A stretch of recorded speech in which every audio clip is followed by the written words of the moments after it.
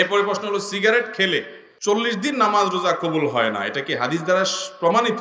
ধূমপানকারীর মুখ থেকে যে দুর্গন্ধ হয়, ধূমপানকারী নিজে যারা আছেন, আমি মাঝে মধ্যে বলি ভাই, নর্দমার কাছে ড্রেনের কাছে গিয়ে একটু ড্রেনের গন্ধটা শুকে, এরপর নিজের মুখের গন্ধটা শুকে দেখেন যে ওইটার চাইতে আপনার মুখের গন্ধ মারাত্মক। আমি একবার ঢাকার এক হাসপাতালে মসজিদের পাশে সালাত আদায় করতে দাঁড়াইছি, আমার পাশে একজন দাঁড়াইছে, তার শরীর থেকে যেই গন্ধ, আমি চিন্তা করলাম এই লোকটাকে কিছু একটা বলা দরকার, কিন্তু বললে মাইদ্যেরও খাওয়ার ভয় আছে।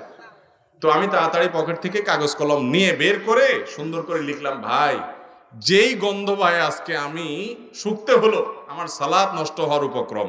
কি সালাত আদায় করছি, মনোযোগ পুরাটা আপনার দুর্গন্ধে আমার দখল করে নিয়ে গেছে। তো আল্লাহর রাস্তায় আল্লাহকে ভয় করেন, এটা আর করেন না। এটা লিখে কাগজটা আমি সাইডে রেখে, সে সালাতের মধ্যে আছে এই অবস্থায় আমি তার সামনে রেখে আইজো দৌড় কাইলো দৌড়,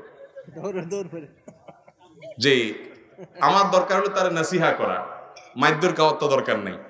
তো নাসিহার কাজ তো হয়ে গেছে, লিখে দিয়ে আসছে। ভাইরা আমার, যারা ধূমপান করেন তাদের মুখে এরকম বাজে অবস্থা তৈরি হয়। পৃথিবীতে ক্যান্সার এখন এত ব্যাপকভাবে ছড়াইছে, আমাদের দেশের কথা যদি আপনি বলেন, ঘরে ঘরে জনে জনে এখন পরিবারে পরিবারে ক্যান্সার।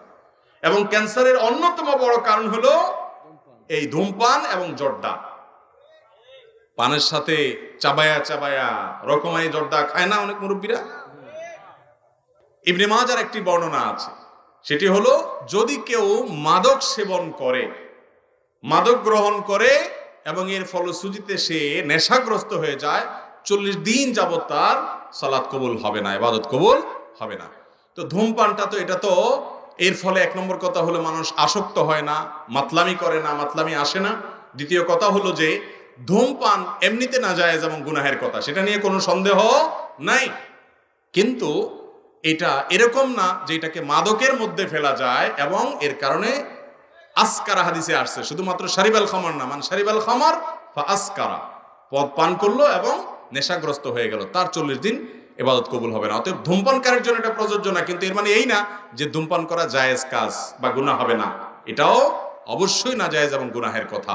নোংরা একটা জিনিস এই ধূমপান, বিষপান, লেখাই আছে যেটা স্বাস্থ্যের জন্য ক্ষতিকর, তারপর আবার পয়সা দিয়ে কিনে খাই। আল্লাহ তাআলা আমাদেরকে বুঝার তৌফিক দান করুন। এই নোংরা জিনিস খাওয়া যাবে না ভাইরা। কিন্তু 40 দিন ইবাদত কবুল হওয়া না হওয়ার যে হাদিস, সেটাই ধূমপানের ক্ষেত্রে ফিট হবে না। অনেক রাত হয়ে গেছে, আর দরকার আছে দিলে তো সারা রাত দেওয়া যাবে যেগুলো আছে। তো আপনারা অন্য কাজ সারেন না, অন্য কাজ না, আপনি ওই যে ভাই আছেন, ভাই কথা বলবেন, অন্য আলেমরা আছেন। হ্যাঁ আচ্ছা, আর 2-4টা আমি বলি, এরপরে আমি ছেড়ে দিব, কারণ গভীর রাত পর্যন্ত মাহফিল, এটা সুন্নাহ বিরোধী কাজ। আমি সব জায়গায় এটা বিরুদ্ধে বলি, আবার দেখা যায় যে কোরআন সুন্নাহর কথা বলে, সহিহ হাদিসের কথা বলেও আমরা এটার উপর আমল করতে পারি না। আমি ওই যে ময়মনসিংহ ত্রিশাল আমাকে এক জায়গায় মাহফিল নিয়ে গেছে, আমার চুক্তি ভাই 10টার ভিতরে আমার এই মঞ্চ থেকে নামাই দিবেন।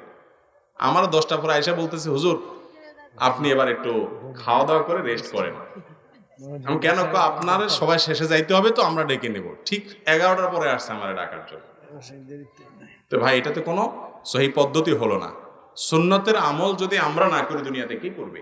আল্লাহ তাআলা আমাদেরকে আমলের তৌফিক দান করুক। ভাই যাই হোক, যেহেতু কয়েকটা প্রশ্ন উত্তর দেওয়ার জন্য কর্তৃপক্ষ অনুরোধ করেছেন, আমরা কয়েকটা প্রশ্ন উত্তর দিচ্ছি, এরপর ইনশাআল্লাহ অন্যান্য ওলামায়ে কেরাম কথা বলবেন। এমপি সাহেব নাকি আসছেন, উনি কথা বলবেন ইনশাআল্লাহ।